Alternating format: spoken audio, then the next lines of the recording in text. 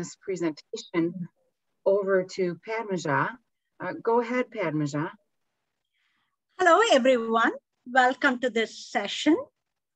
This session is, the title is Paraeducator Role, Instructional Support for Learners with Significant Disabilities. Again, welcome, everyone. Let's start this journey.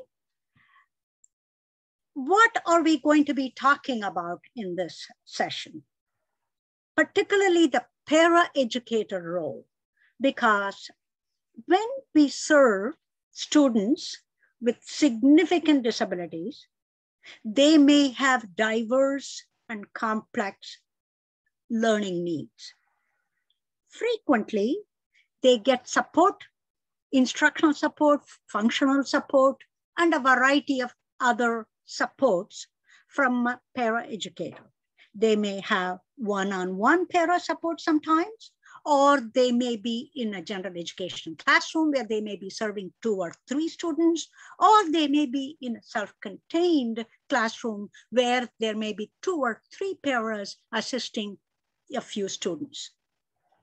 So the role that a paraeducator plays in advancing the students' growth, progress, and importantly, most importantly, the student's self-dependence is extremely critical.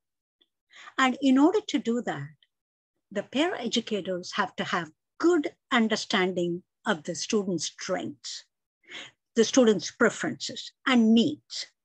In other words, they have to be able to tap into that. We will be looking into that in our webinar today. Also, one of the most critical and important area of instruction, especially when it comes to students with significant learning needs, is the level of prompt that we use and the cues we provide to the students. And also, how do we make sure we are maximizing the learning opportunities for these students? That they are not sitting just watching others, but they're actually actively engaged in learning. And an important contribution that the paraeducator can make is to assist with monitoring the student and learning as much as possible to share with the team. So let's begin with finding out what's your role. So I'm going to go ahead and launch the poll. So please let us know your role. What role do you play?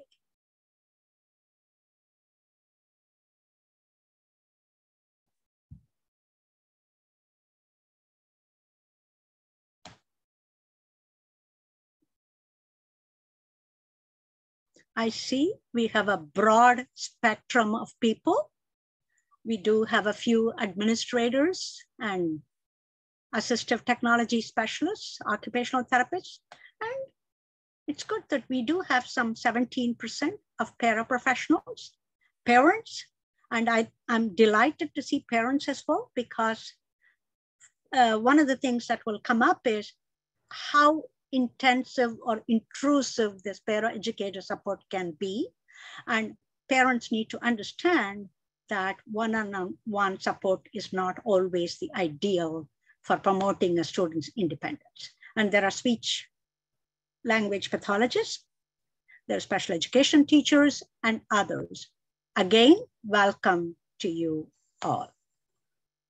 So I'm going to share the results. You can see it, and we will stop sharing now.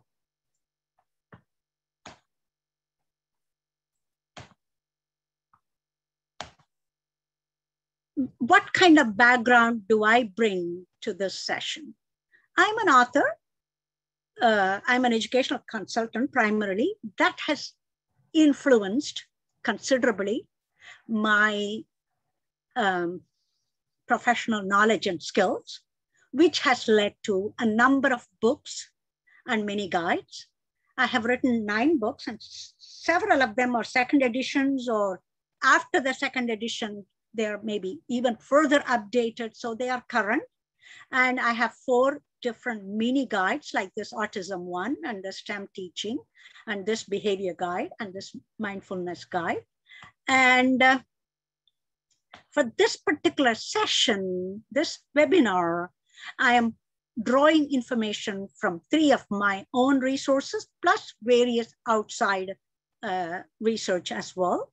I do have a Paraeducator power training DVD and manual. And then this is a book on serving students with severe and multiple disabilities.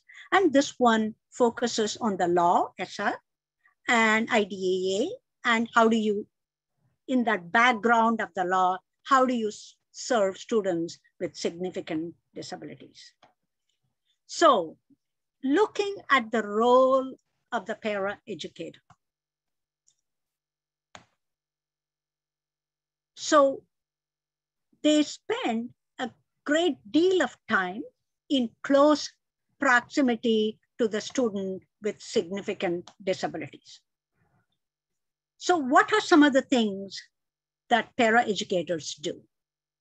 They reteach the skills, both academic skills and functional objectives that has already been taught by a teacher. And they're making sure when they are reteaching that skill, they're making sure they are consistently using personalized supports and adaptations that have been agreed upon by the team. And then one of the most important thing, I cannot overemphasize how these prompts and cues that we provide to students with severe and multiple disabilities, significant disabilities, and students with autism, how important that prompt and cues are effective and efficient in order to make the student learn. And when we are teaching, it is important for us to have positive perceptions of students. And I will go into each of these things in greater detail. In providing support, one of the most important things that research has brought attention to is that that support should not be too intrusive, but it should maximize the discrete support and assistance that a paraeducator provides. So the purpose is we are ultimately enabling that student to be self-dependent, to be independent. That's our ultimate goal. And for that, we have to be constantly monitoring and supervising the student and ensuring the student is making progress, and we are paving the way towards that self-dependence. And for all that, we have to make sure we have high expectations for our students, and we have to pursue them intensively. Every opportunity we have to make sure we are using evidence-based strategies, and we are using them systematically and consistently. So what are some characteristics that frequently, these characteristics would vary from a student to student. I don't have a complete comprehensive picture here, but just to give you a broad overview. Students with diverse and complex and significant learning needs, what kind of needs they may present? How do we tap into their strengths and preferences and not focus on the weaknesses only?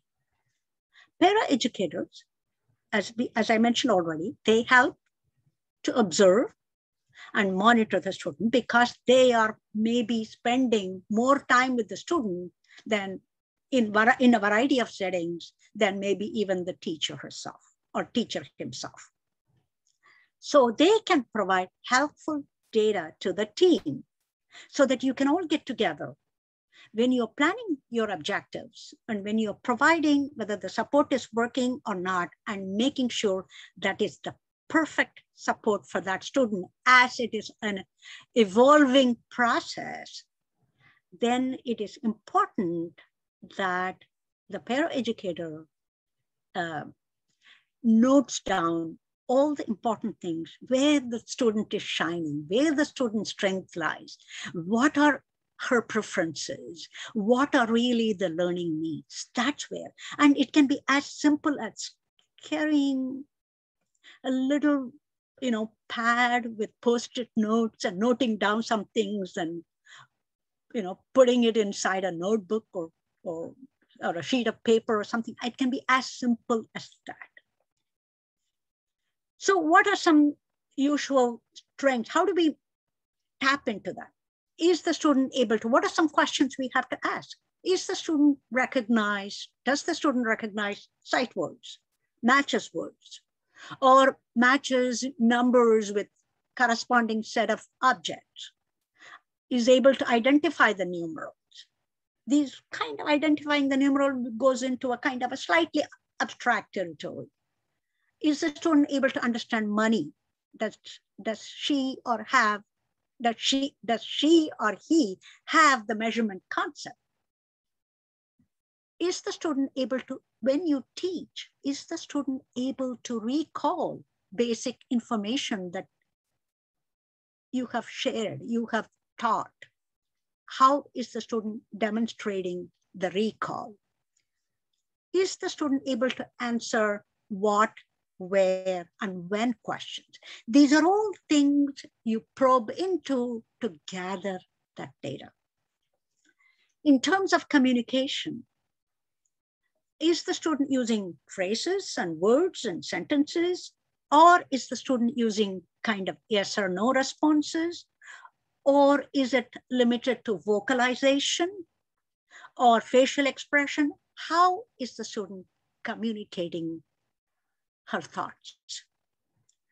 Is the student able to make a choice when two choices are presented, or maybe sometimes you may present three choices or four? Is the student able to clearly make a choice? That shows both the communication skill as well as the cognitive skill, and for motor area, you can certainly provide adaptations. Is the student able to activate an AT device, an assistive technology device, to obtain something or to be able to respond to the question? These are all questions you want to evaluate and see as you are looking at the student. What's the student able to do currently in terms of the social emotional strengths and skills? Is this student able to clearly show friendly approaches towards peers and adults?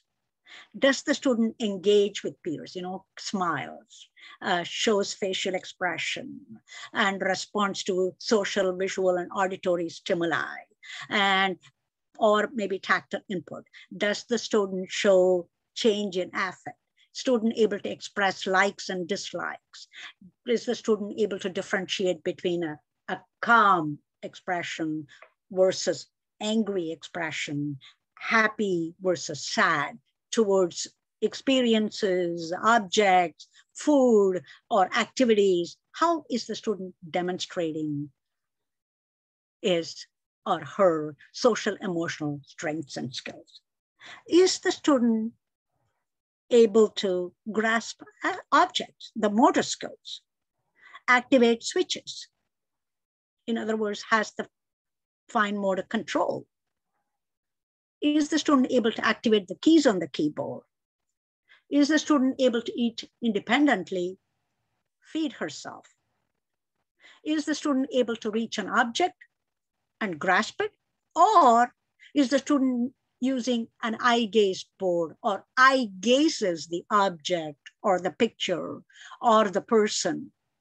Or is the student showing through body movement or body orientation his or her intent and reach?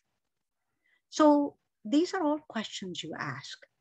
And then you have to think about, what are some things that really motivates that student? Does the student show greater interest in the activity? If it is a small group activity, does the student enjoy if it's like a game, a play activity? When we think of play, it doesn't have to be necessarily what we think in terms of preschool play, but play is highly motivating for any one of us, whatever age level. But as long as we use age-appropriate activities, that play can be a very highly stimulating type of way to engage the learner.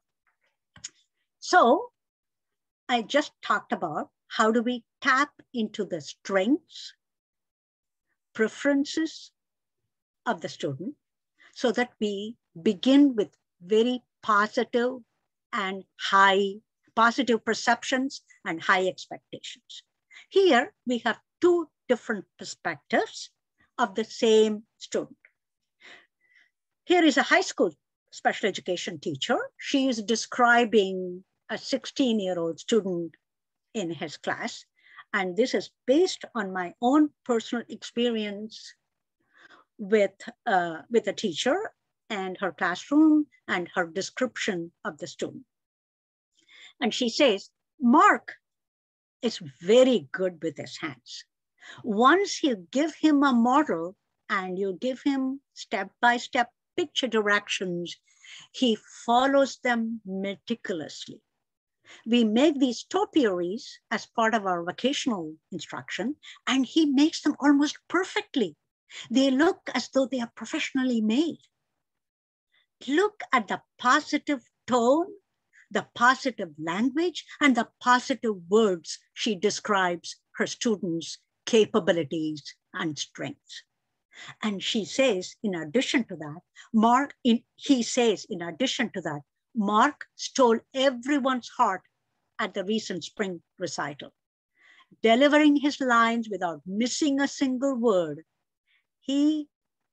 But he also points out, he has his moments of agitation, but he is a great kid. So when you begin with this positive perception and this capabilities, the student's capabilities, you are more likely to succeed in advancing her or his objectives, learning objectives. And contrast that with the other teacher who was at the middle school, who worked with a student, and she or he, whoever it is, when you get a new student, transitioning from a middle school or an elementary school, you usually maybe get some kind of a transfer information, transition information, and that can sometimes color your perspective. While you do need that information, you also have to form your own. Recalling her experiences, Mark's special education teacher from middle school remarked, Mark, oh, he doesn't really communicate. He's almost nonverbal. He uses a few words and phrases here and there, but his real problem is his behavior. He was constantly in trouble. He had angry outbursts all day long, and sometimes he got quite violent. I wonder how he is doing in high school now.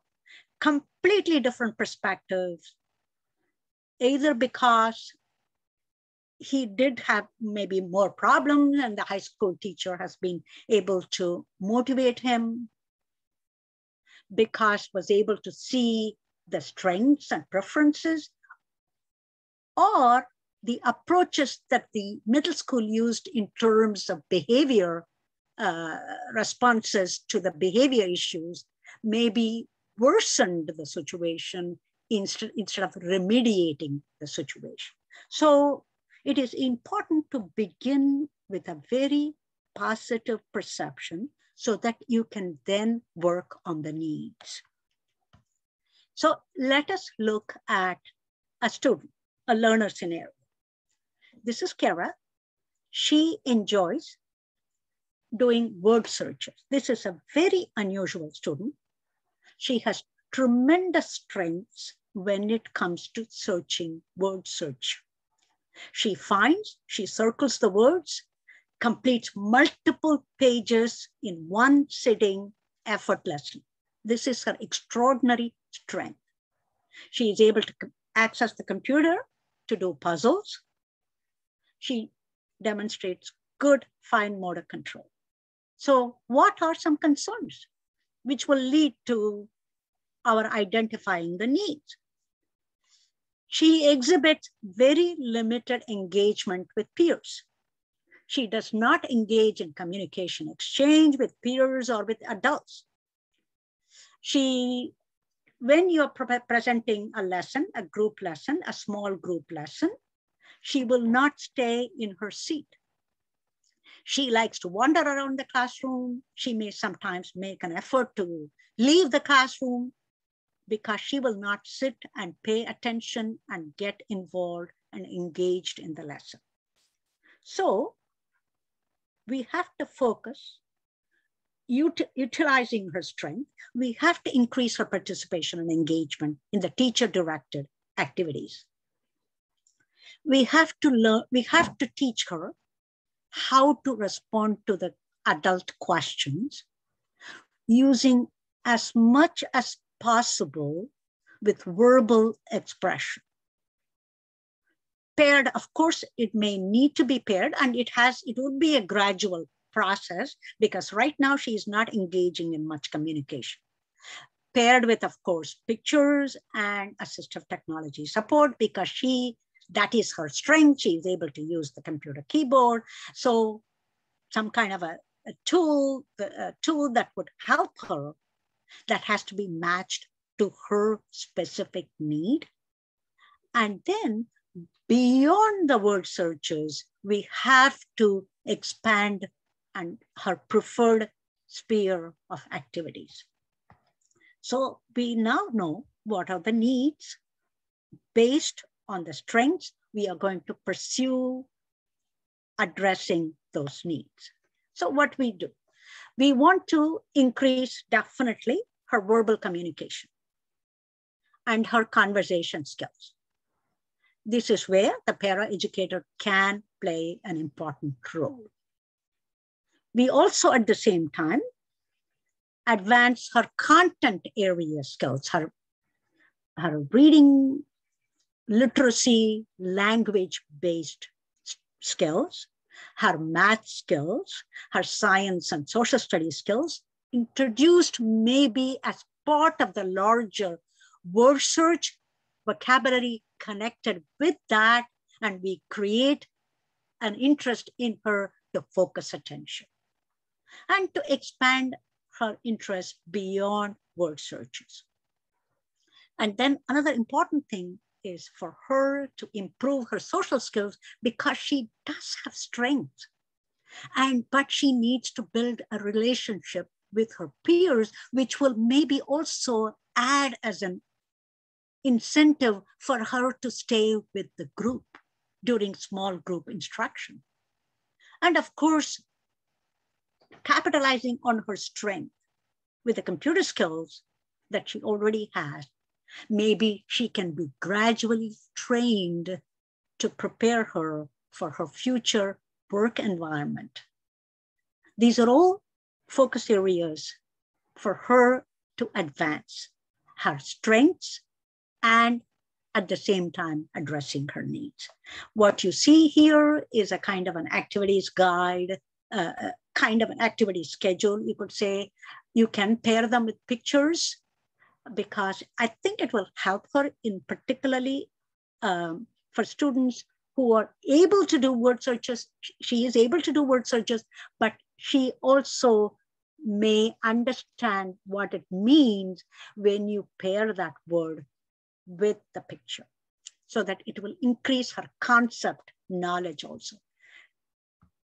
Here is another kind of a log where she is kind of identifying every week what she had for breakfast or lunch or something like that. It's like a log, and she's completing those sentences there. In this one, on Monday, what did I have? I had this and this. On Tuesday, what did I have for lunch? And then she has various pictures, and she can complete the sentences both with pictures combined with the text. So what are some specific tools and techniques that will be helpful to Kara? One of the evidence-based practices that is very, very helpful for students who have behavioral issues and also have social interaction issues. And that is the self-modeling technique. In other words, you help videotape appropriate behaviors when she is behaving appropriately, when she is engrossed in doing something, and use that to promote that same kind of behavior. And also you can have a peer model the appropriate behavior in a group instruction and show that to her as a teaching tool, and so that she will learn to participate as part of a group and also to exhibit appropriate behavior. At this time, when she's asked to come back and sit and participate in the group, she starts walking out of the classroom or walking out of her seat, and sometimes she engages in kind of screaming behaviors. So she needs that appropriate peer model video as well as her own video when she is behaving appropriately, so that to influence her positively through her own. So video self-modeling is an evidence-based technique that you can use. Another one is a social story.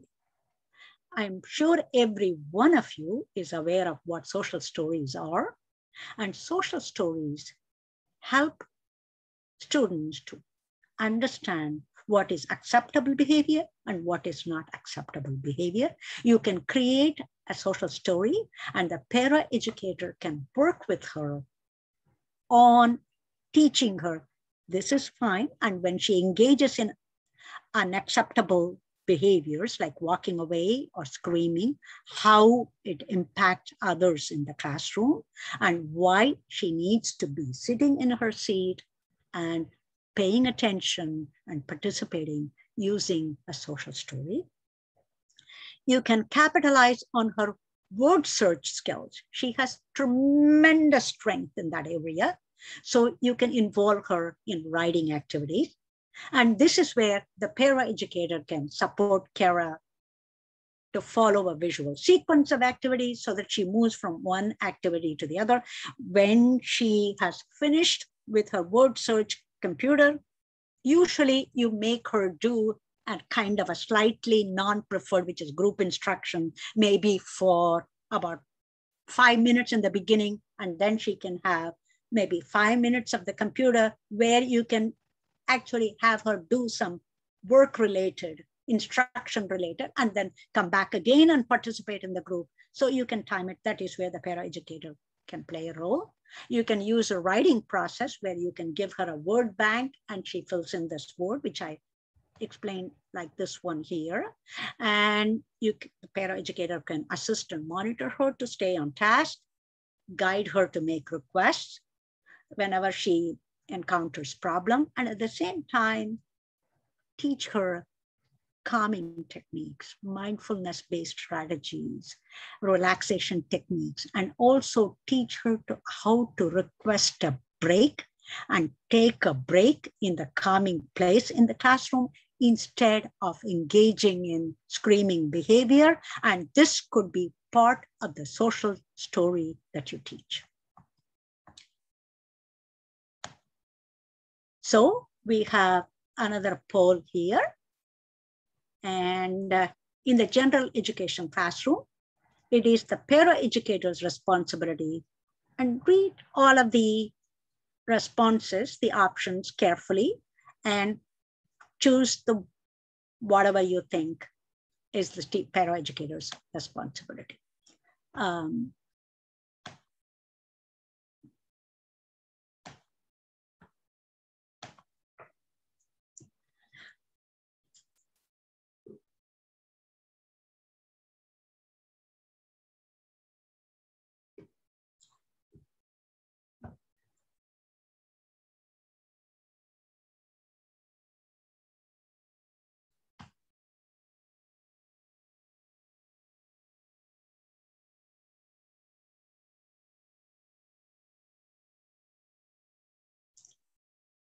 since you are still working on that.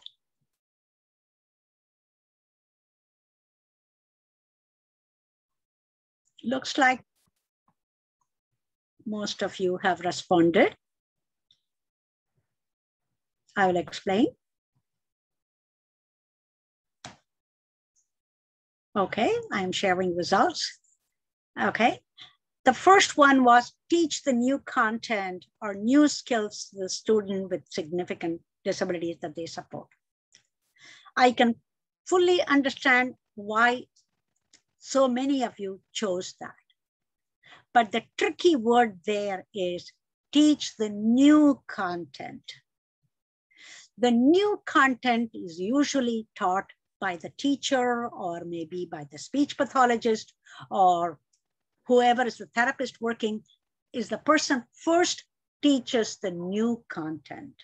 And the paraeducator reteaches that content. In other words, helps the student to practice that so that the content or the concept or whatever the teacher has taught is rehearsed and practiced. So that's why this was not one of the things that I thought of as that. Assist with monitoring the student progress and collect data. That is absolutely correct. And 95% of you got that one. Always sit or stand close to the student with significant disabilities. No, that's not the approach that we want to see. Because when the paraeducator is sitting right next to or standing next to, what happens to the student with significant disabilities is the student is always looking to the para for the next step or the next answer or how to proceed. So it makes them totally dependent on that adult next to her or next to him for the next action. And the last one, try to perform the task? No. Even if the student is struggling with this task, it is better to teach the task rather than to perform this task. One of the things, for example, that I have observed in many of the classrooms that I have visited, for example, a simple example I'll give you, that is the paraeducator often, if the student is not able to write her name on the paper, the paraeducator writes the name. It is much, if the student is not able to write the name, it is better to give the student a stamp, a name stamp, so that the student can affix that stamp her name on the paper rather than the paraeducator or any adult writing the name. So again, as I said at the beginning, the whole idea is how do we make the student do the maximum she or he can do?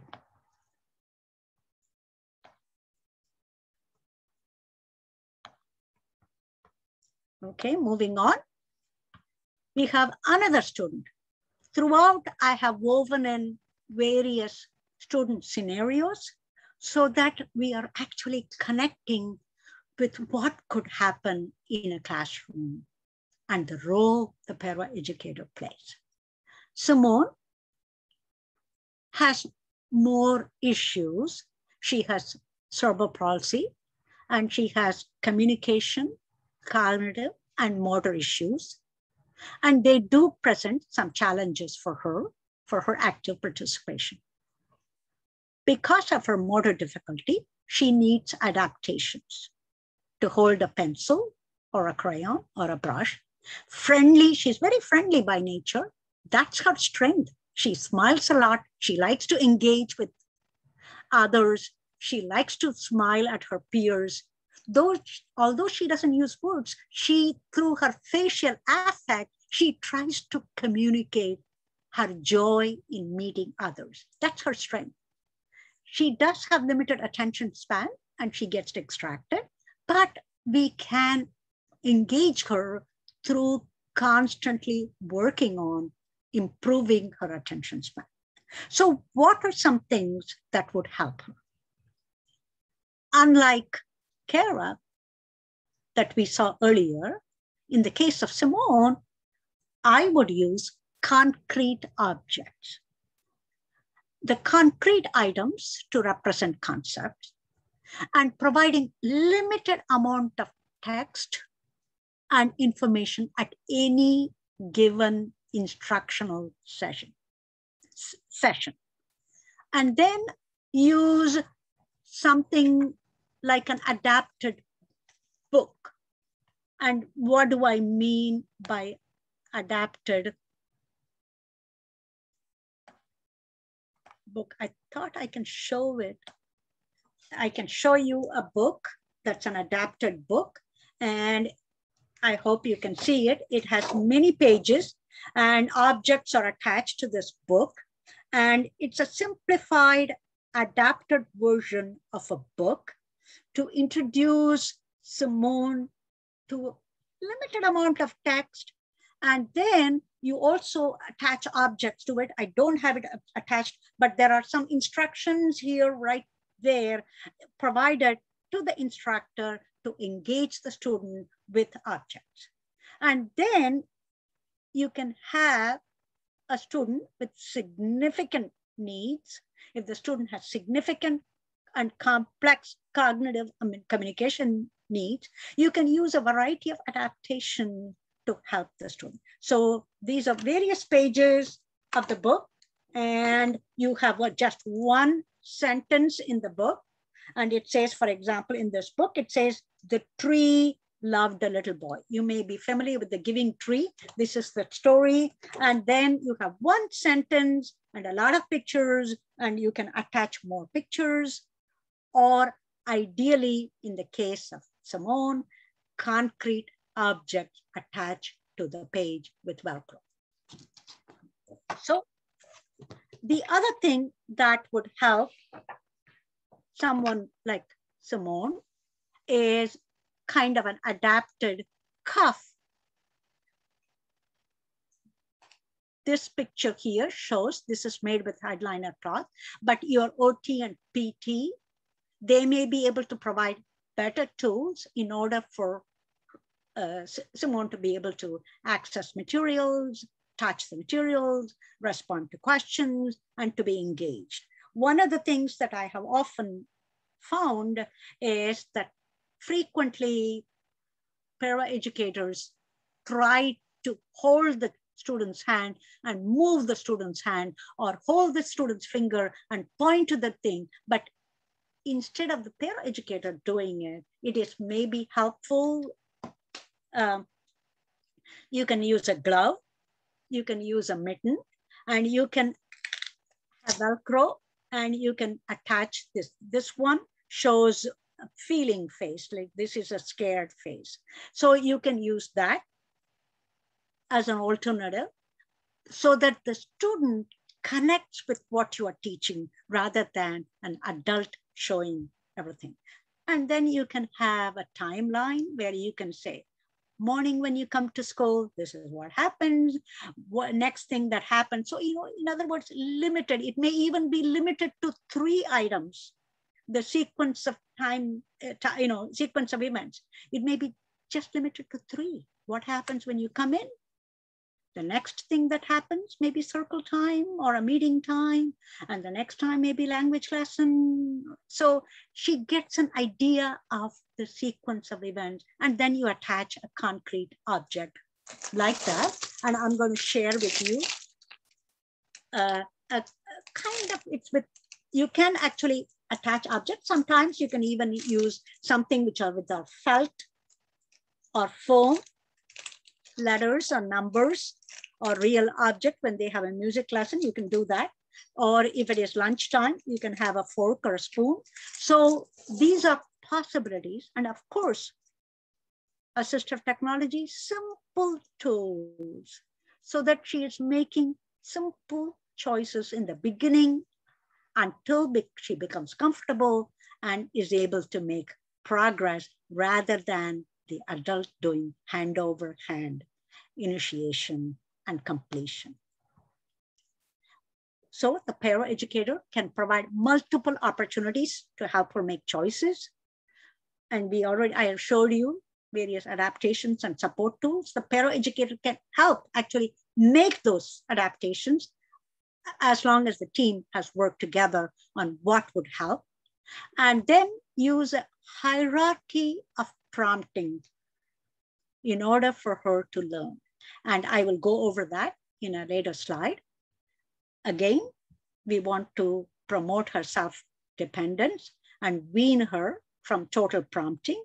And another fantastic thing that's available, whether it is a classroom, general education classroom, most definitely there, as well as in a classroom with students with significant disabilities, is to have peers be the helpers and tutors and show books or help her to make some choice, so that there is that engagement and connection. Especially in the case of Simone, she loves to engage with peers. So a natural support that's available in the classroom, we need to take advantage of that. And then we need to avoid performing the task for the student. So how do we shape a student's response? A student who has significant disabilities that you support is not focusing attention to the task. So he's looking at two answer choices, but he is not making the choice, but instead he's or she is looking at the parent. It is important that you encourage him or encourage the student to make the choice by, you can tap on the you can make the two choices. You can attach it to a mini whiteboard and point. And then you can say, look at this. And you have a question. You can tap on it and make the sound and grab the student's attention. So that's one technique you can use. Let's say you have another student who is having difficulty recalling the words. You have been working with the student for weeks and months on a set of vocabulary words. And he is still not mastering. But one of the things that we need to immediately do is, instead of doing 20 vocabulary words, can we start with just 3 or 4? Let the student master that and then increase the number, and then gradually increase the number. And also, is it possible, can we make the sessions shorter so that we sustain the students' motivation, maybe do something else, and then come back another 5 minutes of vocabulary practice.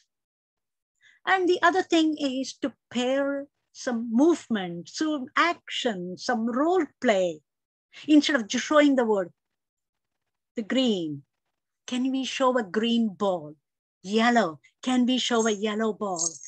Can we show a blue ball? So that they are making the connection between the color and the ball or whatever that you are using. So it is important that we teach, and then we make sure the student has learned what we teach. Draw the student's attention, as I said, with multisensory features. Use real life activities that is based on evidence-based research for students with severe and multiple disabilities and significant disabilities. This real life activities will be very helpful.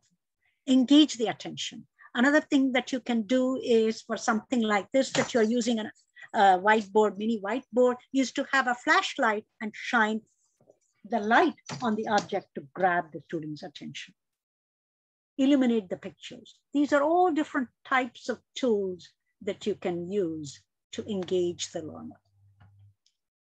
First, begin with familiarizing the student with the material and make sure the student is positioned appropriately. This is where your OT and PTs can help you. Or you stabilizing the materials. I have been in classrooms where the student is struggling to reach the object, or the student accidentally pushes the object off the table or off the wheelchair tray sometimes. So can you use something like a Dyson mat where you can place the object and press the object onto it so that the object stays. Attach the objects to an eye gaze board. Use adaptive grips, and then use adaptive tools to help them respond with just making a choice. Is this a happy face? Yes or no? Is this number 5? Yes or no? Is this green? Yes or no? So as simple as that, you begin and then you expand. These are all, and then you can use story map organizers. You can attach objects. You can use story map, a simple one or a more complex one. To someone like, for example, Kara, she could use a story map aided with pictures. In this case, a lower complexity level, you can attach objects and teach that story so that you build the language concepts, but at the same time, you're also building the students' engagement and attention skill. Let us say you have a student with autism spectrum disorder, and he tries to close his or her ears during instruction, or is refusing to transition to another classroom. The most important thing we have to do is we cannot assume he's intentionally doing it, he's really trying to disobey, he just doesn't want to pay attention. Yes, all those conclusions we should not be drawing. Could this possibly be sensory processing issue? That is why he's closing. He has reached his or her limit. So maybe that is a good time for the paraeducator to be monitoring it and quickly come and maybe offer the student the option to take a break. And soon train the student to request a break whenever he feels that kind of agitation or fidgetiness. And make sure you have a designated safe space in the classroom for students to go to. And it is important to use systematic instruction when you are delivering instruction and using effective use of prompts. Use time delay. What do I mean by time delay? When you are providing a prompt to a student, wait for the student to respond before you show the next prompt or you show the correct answer because the student has made a mistake. It is important there should be a gap between the time that you showed the first prompt or you asked the question or you made a gesture or you provided a verbal cue or you modeled. Wait. Then the other thing, if the student makes an error after you have provided time delay, correct the error immediately. Do not follow up by showing the correct answer and saying, good job, because the error has to be corrected immediately. Otherwise, the student gets confused. The student doesn't know which is the correct response, what she is supposed to do. Another thing is to break down the task so that it is easier for the student to grasp it. Reteach, reteach, reteach, repeat, and provide lots of opportunities for the student. So this is kind of the hierarchy of prompts. All of you will see this in your handout. It begins with a full physical prompt and then partial prompt. The full physical prompt is the most intensive, where you are actually guiding the student's hand to do something. If the student is not writing her name, you hold the student's hand and write with her. That, or you hang the student, but you hang the student's coat, but the student's hand is in your hand and you are guiding. 2, verbal cue or verbal prompt is the least intrusive. You're just providing a kind of a cue, asking the student, what are you going to do next? What's the next step? So in other words, you are providing a cue for the student to take the next step, next action. And another important thing when you are providing prompts is to make sure you are not revealing through your facial expression, your body language, or the way you state your question that you are giving an answer to the student or you are indicating the correct response. This is extremely important when you are collecting data and you are assessing if the student has mastered a particular objective or not. It is important that it was not influenced by the way you stated the question, your expression, your facial expression, your tone, and all that. You know, another thing is when you are having some object in your hand, let's say the student is counting, and when the student counts to 4, and that's the number is the correct answer, and you immediately close it, what are you doing? You are actually giving another prompt to the student saying, yes, you are done. But we don't even know if the student has one-to-one correspondence. So these are all important things to watch when you are teaching. We have another poll. And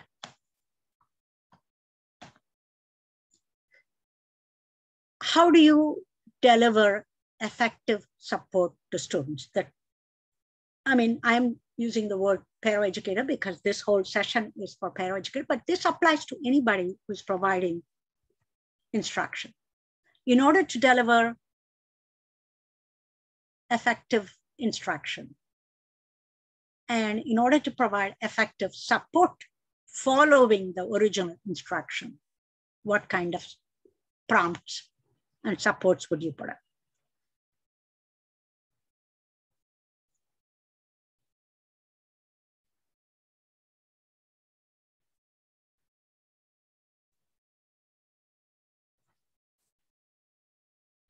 I think we're almost done. Absolutely wonderful that all of you pointed out how important the environmental factors that contribute to the problem behaviors.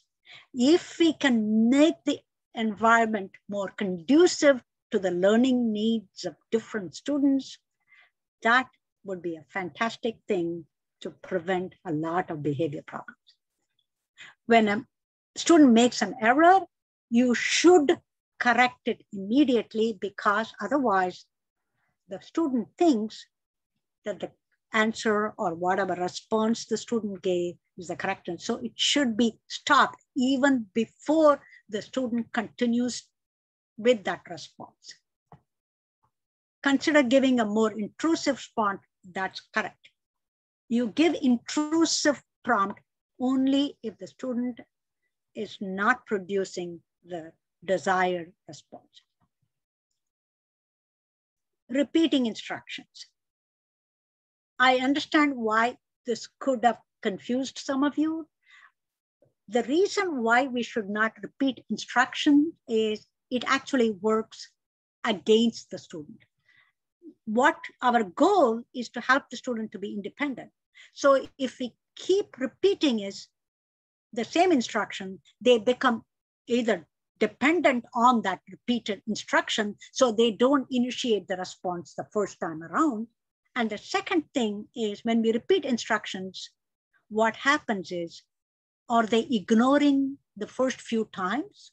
So you have to make sure you don't repeat instructions over and over and over again, because that actually works against the student learning to independently understand what the instruction was and to respond to that instruction.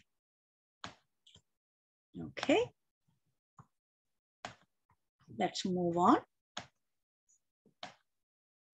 So a student who has problem behaviors, what do we do?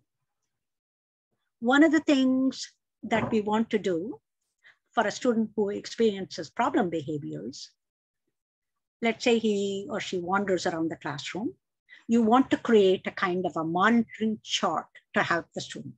Assuming the student is someone like Kara that we saw earlier on, and she has that next to her desk, and pair it with pictures.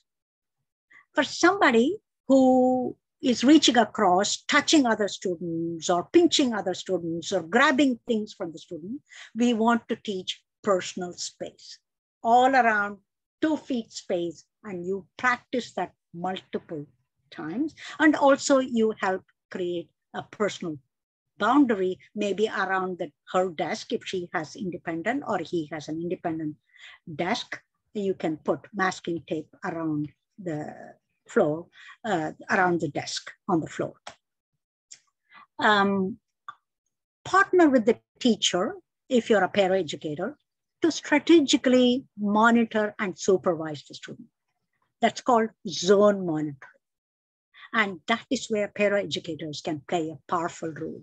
Another thing is to carry a set of rule cue cards with you all of the time, so that as you guide the student, take the student, or you transition from one location to the other, you can remind the student of the different rules that you want the student to be able to follow.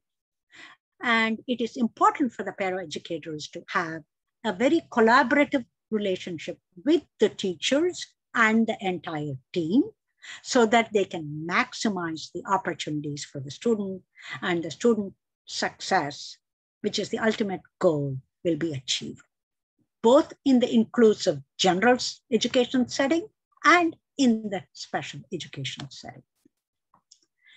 To ensure you have appropriate level of support for the student,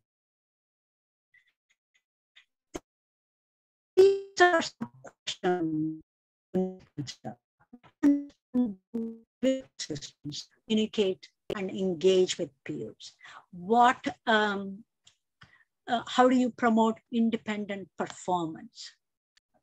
I do want to go over, I know we are almost there at the end of our hour, but I do want you to reflect on these 4 different scenarios.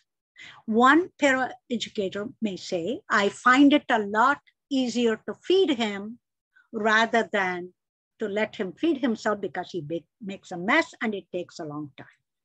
Another person may say, she or he doesn't always press the right picture on the keyboard, and it is very slow to make the request, so I prefer to take her hand and move her hand. Again, this is over-prompting. This is not promoting independence.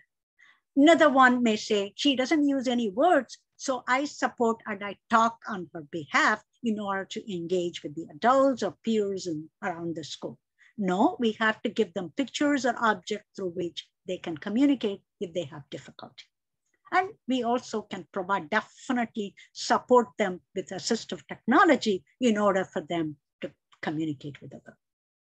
And this is one thing that we really need to strongly avoid: holding students' hand, seating the student on your lap, especially at the preschool or early elementary setting, to hold the student's hand as you transition from one area to the other. It doesn't promote independence, and it also creates a perception the student is totally dependent on the adult. We want to walk away from that image. And build your students' communication skills every way possible in socially acceptable ways. Let them greet. Let them get the attention of a communication partner. Give them opportunities to make choices throughout the day, and then confirm if that choice is correct. And then maybe carry with you a simple chart. What is the form of communication that the student usually uses? How is the student using that communication? To name things, to request, to make a protest, to get help. These are all things you can observe on a daily basis and further the student's communication.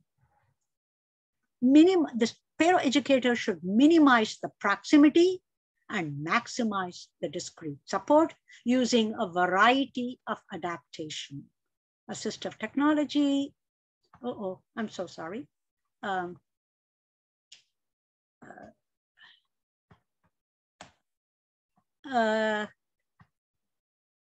Unfortunately, I don't know what happened, but I will, okay.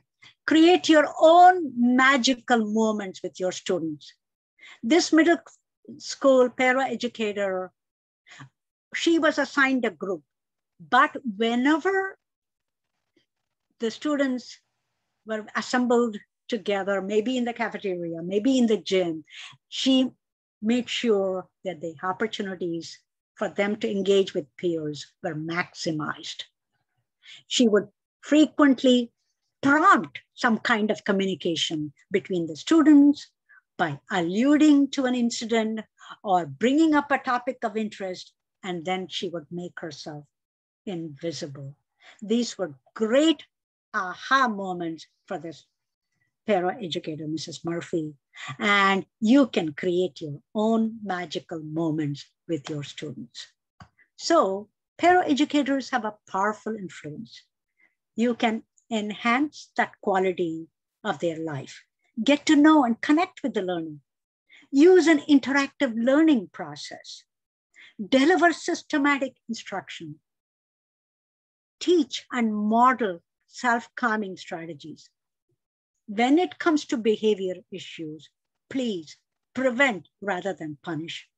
Focus on redirecting and teaching new skills. These are some of the key takeaways from today's session.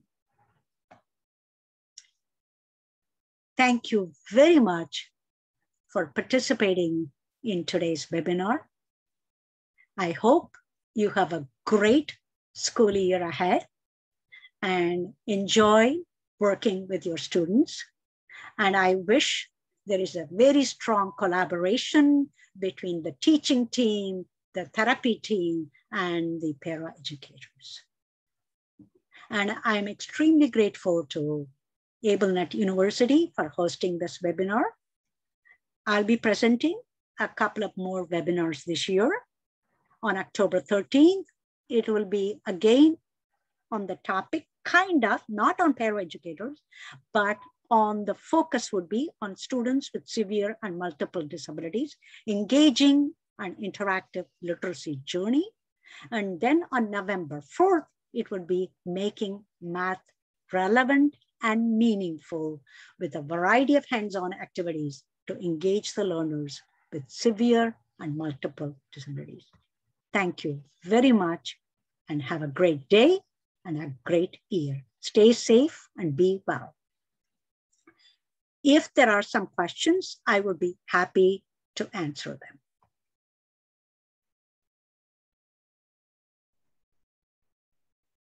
Padmaja, I do not see any questions, just a lot of big thank yous for all of the great information and the detailed content of your webinar. Okay. So with that, I think we can end the webinar. And again, thank you very much for all of your hard work and effort on this webinar. Thank you very much. I appreciate that. Have a great day. And we'll it's see you been a next pleasure month. for me. It has been a pleasure, indeed a pleasure. Thank you. Great. We'll see you next month. Okay, bye-bye.